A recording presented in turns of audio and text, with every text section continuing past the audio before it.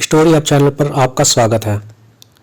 तो आज हम लेकर आए हैं आपके लिए सुरेंद्र मोहन पाठक की विनाश के बादल।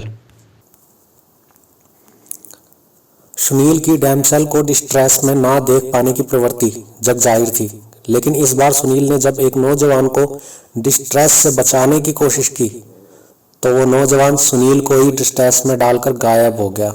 जैसे जैसे सुनील ने खुद को संकट से उबारने की कोशिश की, उसे महसूस होता गया कि वो और भी गहरा धंसता जा रहा है और इस संकट के बादल केवल उस पर ही नहीं अपितु पूरे देश पर मंडरा रहे हैं। तो चलिए शुरू करते हैं विनाश के बादल चैप्टर 1। एक लंबा तगड़ा आदमी बदहवास सा बंदूक में से छूटी गोली की तरह भागता हुआ बैंक स्ट्रीट की 3 नंबर इमारत से बाहर निकला। वह एक क्षण के लिए ठिठका। उसकी व्याकुल दृष्टि सड़क के दोनों ओर दौड़ गई। सड़क सुनसान पड़ी थी। उसके आतंकित भाव से एक बार इमारत के भीतर की ओर देखा, फिर सुनसान सड़क की ओर देखा और फिर उसकी दृष्टि 3 नंबर इमारत से थोड़ा हटकर खड़ी एक काले रंग की कार पर पड़ी। वह कार की ओर झपटा। उसने हैंडल दबाकर कार का ड्राइविंग सीट की ओर का द्वार खोलने की कोशिश की, लेकिन द्वार नहीं खुला। वह लपककर कार की दूसरी ओर पहुंचा, लेकिन कार के सारे दरवाजे बंद थे। हे भगवान, उसके मुंह से निकला और वह जान छोड़कर एक ओर भागा। उसी क्षण रात के अंधकार में सड़क के मोड़ पर उसे हेडलाइट्स का तीव्र प्रकाश दिखाई दिया। एक मोटरसाइकिल उसकी ओर आ रही थी। लंबा आदमी एक क्षण के लिए ठिठका।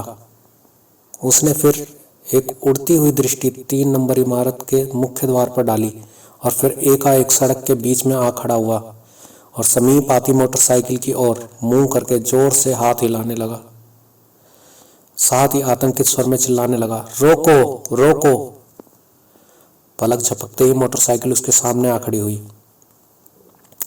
लंबा आदमी झपटकर मोटरसाइकिल की पिछली सीट पर बैठ गया और फिर विनती भरे स्वर में फुसफुसाया, भाई साहब जल्दी।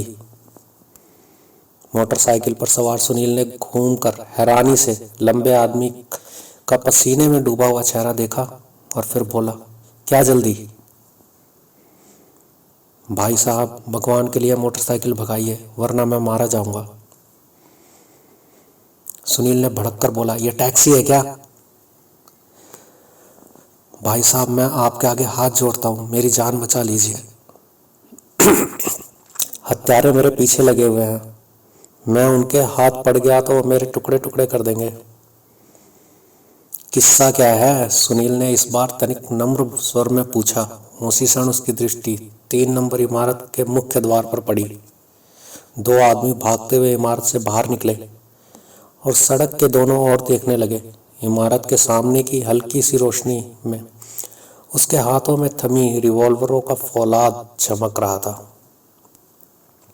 लंबे आदमी के मुंह से घुटी हुई चीख निकल गई और वह मोटरसाइकिल से उतरने का उपक्रम करने लगा। सुनील बोला, बैठे रहो। उसने एक्सीलेटर घुमाया और वह मोटरसाइकिल का एक गहरा यू टर्न दिया। वह रहा, उसके पीछे से कोई चिल्लाया। सुनील ने मोटरसाइकिल फिर उसी ओर भगा दी जिधर से वो आया था। रात के निस्तब्ध वातावरण में मोटरसाइकिल पर सुनील के पीछे बैठे आदमी ने गहरी सांसों की आवाज नगाड़े पर बजती चोटों की तरह गूंज रही थी। उसी समय एक फायर की आवाज से वातावरण गूंज उठा। गोली सनसनाती हुई सुनील के समीप से जा गुजरी, लेकिन तत्काल ही मोटरसाइकिल स्ट्रीट में से बाहर निकल आई और 90 अंश के कोण पर घूमकर चौड़ी सड़क पर भाग निकली। किस्सा क्या है प्यारे लाल? सुनील ने प्रश्न किया। लंबे आदमी की सांस पूर्णतः धोखने की तरह चल रही थी। उसने उत्तर देने का उपक्रम नहीं किया।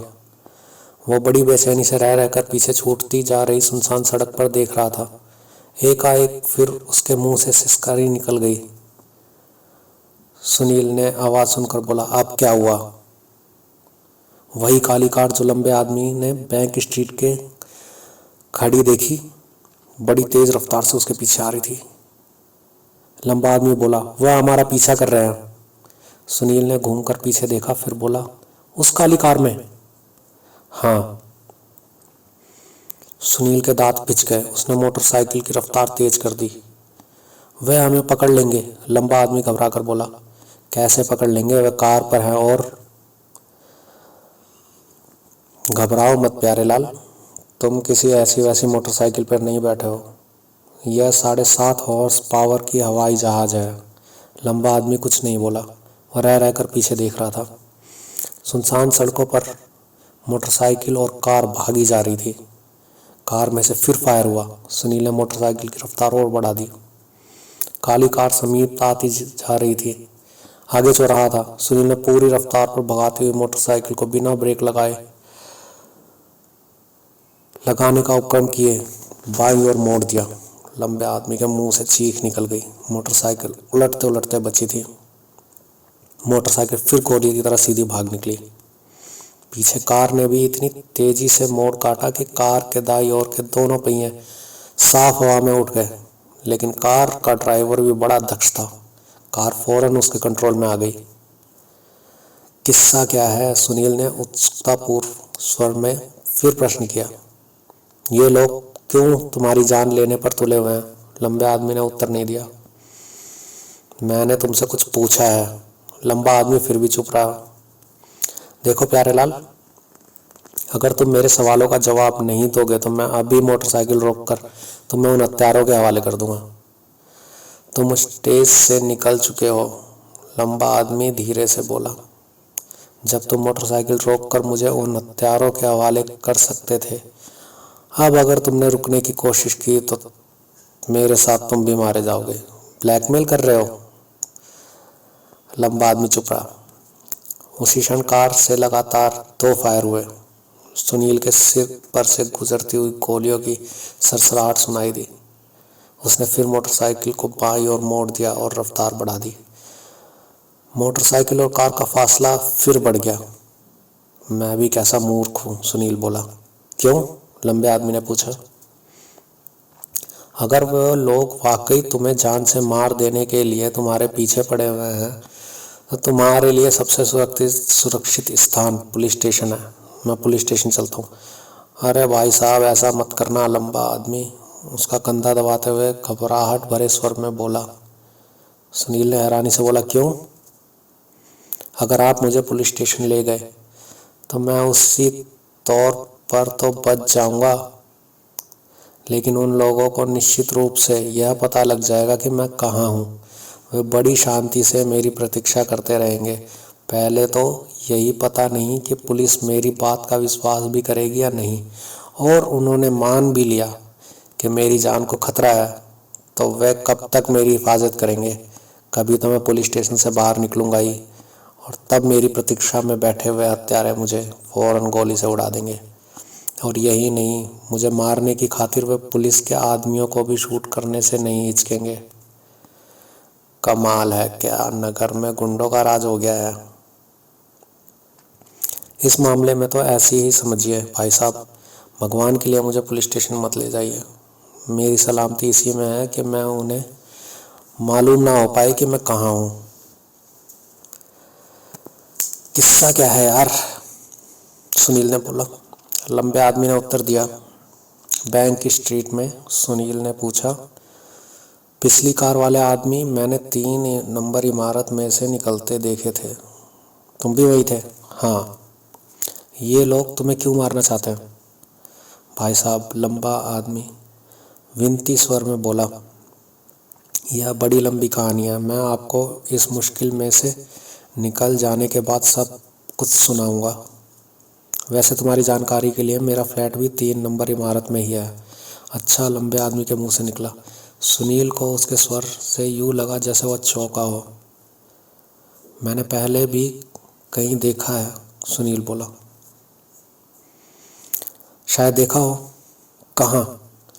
मैं इस विषय में क्या कह सकता हूँ। मुझे लगता है मैंने तुम्हें 3 नंबर इमारत में ही देखा है। कहीं तुम वही तो नहीं रहते हो? लंबे आदमी ने उत्तर नहीं दिया। कम से कम अपना नाम तो बता दो। गिरीश। तुम बैक स्ट्रीट में 3 नंबर इमारत में ही रहते हो ना? भाई साहब, सुनील के प्रश्न का उत्तर देने के स्थान पर लंबा आदमी बोला, कार समीप आती जा रही है। सुनील ने एक बार पीछे मुड़कर देखा और फिर मोटरसाइकिल को तेजी से दाईं ओर की ओर सड़क पर मोड़ दिया। उस सड़क पर थोड़ा आगे फिर एक सड़क बाईं ओर घूमती थी। सुनील ने मोटरसाइकिल उस सड़क पर मोड़ दी। कुछ ही क्षण के लिए पीछे आती हुई कार दृष्टि से ओझल हो गई। रोको! एकाएक लंबा आदमी चिल्लाया। क्यों? सुनील अड़बड़ाकर बोला। भाई साहब, भगवान के लिए मोटरसाइकिल फौरन रोकिए, लंबा आदमी विनती स्वर में बोला। वातावरण में ब्रेकों की चरमराहट और टायरों के सड़क पर घिसटने की आवाज गूंज उठी।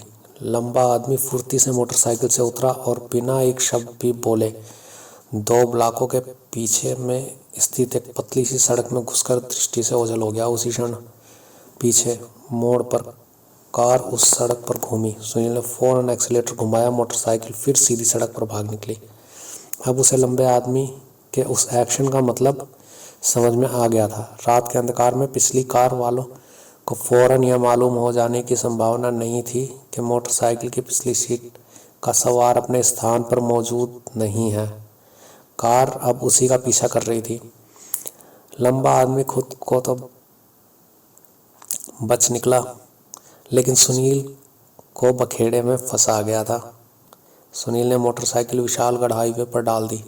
घनी आबादी का इलाका पीछे छूटता चला जा रहा था। काली कार पूर्णतः उसका पीछा कर रही थी। रह रहकर कार में से होने वाले फायरों की आवाज़ों से वातावरण गूंज उठता था। सुनील ने मोटरसाइकिल को विशालगढ़ हाईवे से तारकपुर की पहाड़ियों की ओर ले जाने वाले रास्ते पर मोड़ दिया।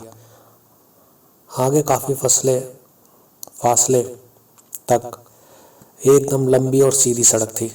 अब पिछली कार से गोलियां अधिक चलने लगी थी। सुनील ने मोटरसाइकिल को गहरी झोल देकर चलाना आरंभ कर दिया। कार उसके समीप पहुंचती जा रही थी। तारकपुर की पहाड़ियों की ओर ले जाने वाली उस सड़क के दोनों ओर दूर दूर तक घने पेड़ उगे हुए थे। एकाएक आगे पेड़ों के बीच में उसे एक पतली सी पगडंडी दिखाई दी। सुनील ने मोटरसाइकिल को कच्चे रास्ते पर उतार दिया। वह जमकर सीट पर बैठ गया और उसने मजबूती से मोटरसाइकिल का हैंडल थाम लिया।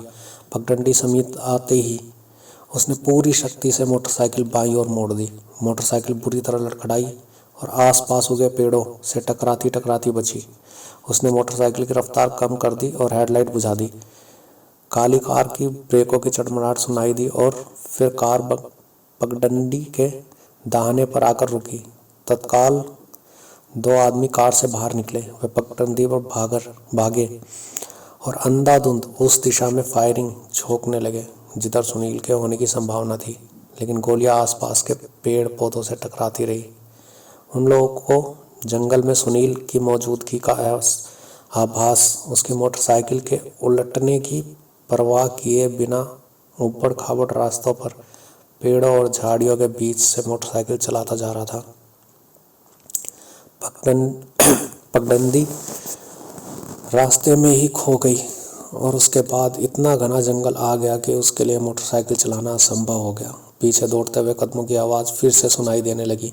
सुनील ने मोटरसाइकिल रोक दी। उसने इंजन बंद किया और मोटरसाइकिल को स्टैंड पर खड़ा करने के स्थान पर उसने ज़मीन पर लिटा दिया। अपनी उस मोटरसाइकिल के कल पुर्जों से वह अपनी सूरत की तरह वाकिफ था। एक ही मिनट में उसने मोटरसाइकिल को इस हालात में पहुंचा दिया कि अब वह किसी नए आदमी से ना तो स्टार्ट हो सकती थी और ना ही कोई उससे आसानी से ठीक कर सकता था।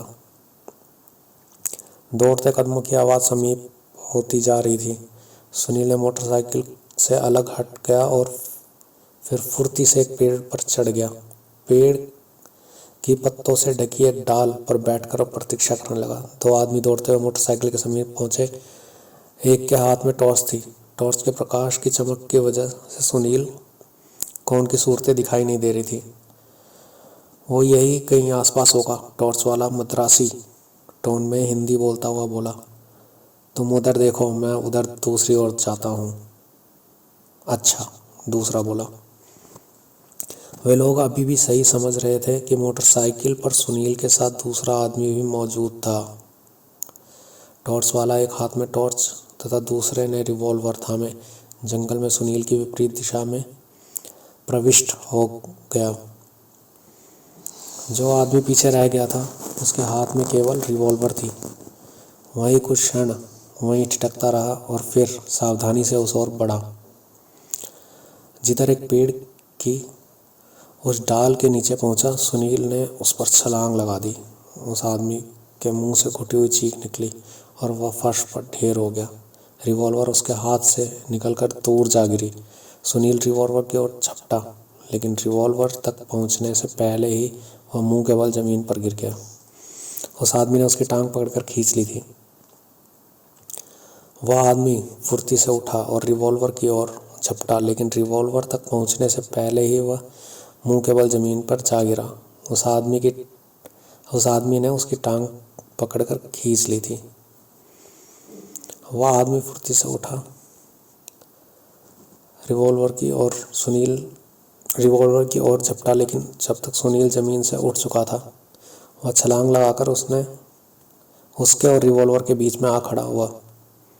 फिर उसका दायां हाथ घूमा और एक भरपूर घूसा उस आदमी के जबड़े पर पड़ा। वह आदमी लड़खड़ाकर पीछे हटा। सुनील के घूसे का वज्र जैसा दूसरा प्रहार उसकी छाती पर पड़ा। उस आदमी के मुंह से एक लंबी सी चीख निकल गई और वह पीछे की ओर उलटकर एक पेड़ से जा टकराया। सुनील फिर रिवॉल्वर की तरफ लगा। पेड़ के सहारे गिरा आदमी ने स्वयं को संभाला। उसका हाथ जमीन पर कहीं टकराया और फिर उसके हाथ में पेड़ से टूटी हुई एक मोटी शाखा आ गई। उसने पूरी शक्ति से वो शाखा रिवॉल्वर की ओर झपटते हुए सुनील पर खींच कर मारी। शाखा बटाक से सुनील के सर के पिछले भाग से टकराई और उसके नेत्रों के सामने अंधेरा छा गया। उसने दोनों हाथों से अपना सिर थाम लिया और लड़खड़ाता हुआ एक पेड़ के समीप पहुंचा और उसका सहारा लेकर खड़ा हो गया। वह आदमी उठकर अपने पैरों पर खड़ा हो गया और एक घायल पशु की तरह गुर्राता हुआ सुनील की ओर बढ़ा। सुनील ने अपने सिर को एक जोर का झटका दिया। उसके नेत्रों के आगे से अंधकार के बादल छटने लगे। समीप आकर उस आदमी ने सुनील के सिर से टकराकर नीचे गिरी शाखा को फिर से उठा लिया। सुनील सावधान हो गया। उस आदमी का हाथ घूमा। सुनील एकदम नीचे बैठ गया। शाखा सनसनाती हुई उसके सिर के ऊपर से गुजरी और पीछे पेड़ से टकराई। एक चटाक की आवाज से सूखी शाखा के दो टुकड़े हो गए। सुनील नीचे झुका ही उस आदमी की ओर झपटा और अपनी पूरी शक्ति से अपने सिर को उस आदमी के पेट से टकरा दिया। उस आदमी के हाथ से टूटी शाखा का बचा हुआ टुकड़ा भी निकल गया और वह पीड़ा से बिलखलाता हुआ दोहरा हो गया। सुनील ने अपने दोनों हाथों का संयुक्त प्रहार उसकी खोपड़ी पर जमा दिया। वह आदमी सुनील के कदमों में उलट गया। सुनील ने अपने दाएं पांव की एक भरपूर ठोकर उस आदमी के खोपड़ी पर जमाई। उस आदमी के मुंह से तेज चीख निकली और वह जमीन पर लेट गया। सुनील उससे अलग हट गया। उसे आगे बढ़कर दूर गिरी हुई रिवॉल्वर उठा ली। सुनील को रिवॉल्वर उठाते देखकर वह आदमी गला फाड़कर चिल्लाया, चारी चारी। लेकिन टॉर्च वाला आदमी, जिसका नाम शायद चारी था, पहले ही उस ओर लौट रहा था। शायद उसके कानों में लड़ाई की आवाज़ पहले ही पड़ चुकी थी। सुनील रिवॉल्वर उठाकर अभी सीधा खड़ा भी नहीं हो पाया था कि टॉर्च का तीव्र प्रकाश उसके ऊपर पड़ा और साथ ही एक फायर हुआ।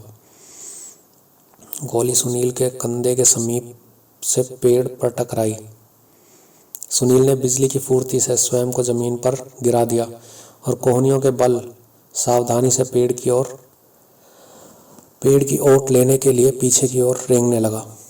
जमीन पर गिरा हुआ आदमी उठने का उपक्रम करता हुआ चिल्लाया, चारी, उसके पास रिवॉल्वर है। टॉर्च तत्काल बुझ गई। फिर एकाएक टॉर्च का तीव्र प्रकाश सुनील पर पड़ा और तत्काल फायर हुआ। सुनील फिर बाल बाल बचा। फिर उसने अपने स्थान से छलांग लगाई और पेड़ों की ओट में पहुंच गया। उसने रिवॉल्वर संभाल ली और टॉर्च के दोबारा जलने की प्रतीक्षा करने लगा। कुछ ही क्षण पेड़ों के पीछे सूखे पत्तों पर चारी के पैरों की आवाज आती रही। सुनील स्थिर खड़ा रहा। इस बार दाईं ओर से टॉर्च का प्रकाश सुनील पर पड़ा। सुनील ने फौरन फायर किया। टॉर्च के पर कच्चे उड़ गए। चारी द्वारा चलाई गई गोली पेड़ से टकराई। सुनील पेड़ की ओर से हट गया और पीछे हटने लगा, लेकिन शायद चारी को सूखे पत्तों की खड़खड़ाहट से सुनील का अच्छा खासा आभास मिल रहा था। उसके अंधाधुंध 2 फायर सुनील की ओर झोंक दिए। दोनों में से कोई गोली सुनील को नहीं लगी। उसने चलने का इरादा छोड़ दिया और फिर एक पेड़ की ओट में स्थिर खड़ा हो गया। उसी क्षण एकाएक किसी ने सुनील पर छलांग लगा दी। पहला आदमी पता नहीं कब जमीन से उठ खड़ा हुआ था और धीरे धीरे रेंगता हुआ सुनील तक पहुंच गया था। चारी के चक्कर में सुनील पहले आदमी से एकदम बेखबर हो गया था। दोनों फर्श पर लेट गए, लेकिन सौभाग्यवश रिवॉल्वर सुनील के हाथ से ना निकली। उस आदमी ने मजबूती से सुनील का रिवॉल्वर वाला हाथ जकड़ लिया और चिल्लाया, चारी, मैंने इसे पकड़ लिया। गिरीश को? चारी ने उसी दिशा में भागते हुए प्रश्न किया। मालूम नहीं, उस आदमी ने घुटे हुए स्वर में उत्तर दिया। सुनील ने अपनी पूरी शक्ति से पहले आदमी को अपने ऊपर से धकेला। उस आदमी का शरीर तो उसके शरीर से छिटक गया, लेकिन उसने सुनील का रिवॉल्वर वाला हाथ ना छोड़ा। सुनील लड़खड़ाता हुआ उठ खड़ा हुआ। वह आदमी भी उसके साथ झुंझलाता हुआ उठ खड़ा हुआ। सुनील ने अपने घुटने की भरपूर चोट उस आदमी के पेट में जमाई। वह आदमी पीड़ा से कराहा और सुनील के रिवॉल्वर वाले हाथ से उसकी पकड़ छूट गई। सुनील ने उसे जमीन पर नहीं गिरने दिया। उसने उसे मजबूती से थामा और फिर उसे पूरी शक्ति से अपनी ओर झपटते हुए चारी पर धकेल दिया। अंधकार की अधिकता और हड़बड़ाहट की वजह से चारी ने उस आदमी पर ही फायरिंग झोंक दी। उस आदमी के मुंह से एक हृदय विदारक चीख निकली और वो वहीं जमीन पर ढेर हो गया। शायद चारी समझा था कि सुनील ने उस पर आक्रमण कर दिया था और उस गलतफहमी में उसने अपने ही आदमी पर फायरिंग झोंक दिया था। अपने साथी के चक्कर में थोड़ी देर के लिए चारी का ध्यान सुनील की ओर से बिल्कुल हट गया। सुनील पूरी शक्ति से पेड़ों के बीच में से होता हुआ जंगल के बाहर मुख्य सड़क की ओर ले जाने वाले रास्ते पर भागा। चारी भी अपने साथी को छोड़कर सुनील के पीछे भागा। चारी रह रहकर फायर कर रहा था, लेकिन जंगल के टेढ़े रास्तों पर उगे पेड़ पौधों की ओट सुनील की रक्षा कर रही थी। चारी सुनील के मुकाबले में तेज भाग रहा था। दोनों के बीच में फासले कम होते जा रहे थे। एकाएक सुनील रुका। वह अपनी एड़ियों पर घूमा और उसने अपने पीछे भागते हुए चारी की दिशा में फायर झोंक दिया। सुनील को अपने पीछे से चोरी की घुटी हुई चीख सुनाई दी, लेकिन उसके भागते हुए कदमों की आवाज बंद ना हुई। वह पूर्णतः भाग रहा था। शायद गोली उसके शरीर के किसी घातक स्थान पर नहीं लगी थी। सुनील ने फिर फायर करना चाहा, लेकिन रिवॉल्वर में से गोलियों के स्थान पर केवल एक हल्की सी पिट की आवाज ही निकली। रिवॉल्वर की गोलियां खत्म हो चुकी थी। चारी एकदम उसके सिर पर पहुंच गया था। उसका साया उसे दिखाई दे रहा था। सुनील ने उसका रिवॉल्वर वाला हाथ अपनी ओर उठता हुआ देखा, लेकिन इससे पहले कि रिवॉल्वर में से गोली निकल पाती, सुनील ने अपने हाथ में थामी खाली रिवॉल्वर चारी पर खींच मारी। पक्के लोहे की भारी रिवॉल्वर फड़ाक से चारी के चेहरे से टकराई। चारी के मुंह से आय की आवाज निकल गई। रिवॉल्वर उसके हाथ से छूटकर जमीन पर गिर गई और अपने दोनों हाथों से उसने अपना चेहरा थाम लिया। सुनील जान छोड़कर भागा। पूरी तरह हाफता हुआ वो जंगल से निकलकर मुख्य सड़क पर आ गया। चारी की काली कार सड़क के किनारे खड़ी थी। सुनील लपक कर उसके समीप पहुंचा। उसने ड्राइविंग सीट वाली साइड का द्वार ट्राई किया। द्वार खुल गया। सौभाग्यवश इंजन की चाबी भी अपने स्थान पर ही लटकी हुई थी।